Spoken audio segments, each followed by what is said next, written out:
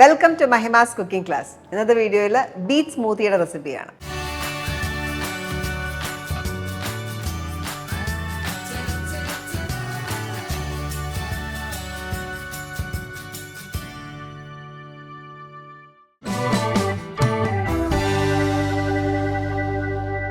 Beat smoothie ഉണ്ടാക്കാനായിട്ട് ഞാൻ ഒരു മീഡിയം സൈസിലുള്ള ബീറ്റ്റൂട്ട് എടുത്തേക്കുന്നത്.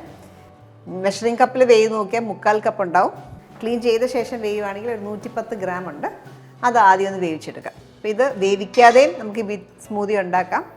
വേവിച്ചാണ് ഇന്ന് ചെയ്യുന്നത്. ഇതിലേക്ക് ഒരു 1/4 കപ്പ് വെള്ളം കൂടെ ചേർക്കാം.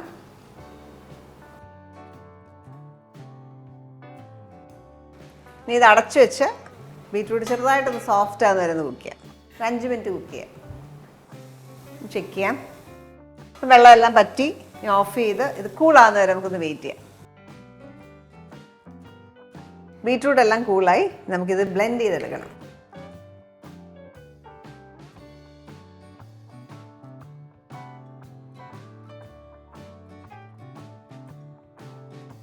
ഇതിലേക്ക് 1/3 കപ്പ് അല്ലെങ്കിൽ 100 gram condensed milk. Condensed milk ചേർക്കുമ്പോൾ ഒന്നുകൂടി ഒരു ക്രീമിയർ ടെക്സ്ചറും കിട്ടും സ്മൂത്തിക്ക്. അതുകൊണ്ടാണ് നമ്മൾ ചേർക്കുന്നത്. അല്ലെങ്കിൽ സാധാരണ പഞ്ചസാര ചേർക്കാം. അതേപോലെ 1/2 ലിറ്റർ പാല്. ഫ്രോസണായിട്ടുള്ള മിൽക്കാണ്. ഞാൻ പശുവും പാലാണ് ഉപയോഗിച്ചിരിക്കുന്നത്. അതിന് വേറെ ആമണ്ട് മിൽക്കോ അല്ലെങ്കിൽ സോയ മിൽക്കോ ഒക്കെ വേണമെങ്കിലും ഉപയോഗിക്കാം. ഇതൊന്ന് ബ്ലെൻഡ് ചെയ്തെടുക്കാം.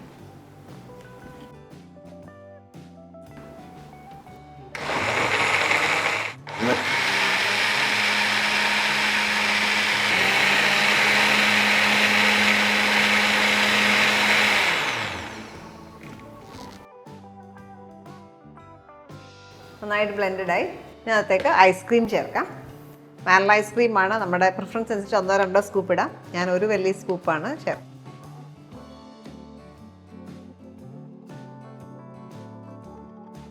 ഐസ്ക്രീം ചേർത്ത് ചെറുതായിട്ടൊന്ന് ബ്ലെൻഡ് ചെയ്തെടുക്കാം.